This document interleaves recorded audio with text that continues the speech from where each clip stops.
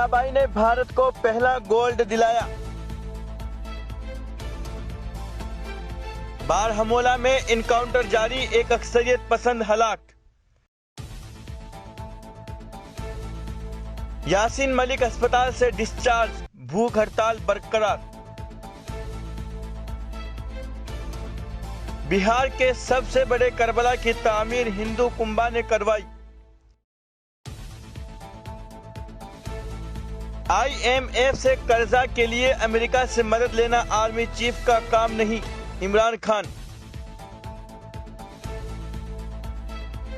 UN सरबराह ने Kabul cricket stadium में धमाके की मजम्मत की।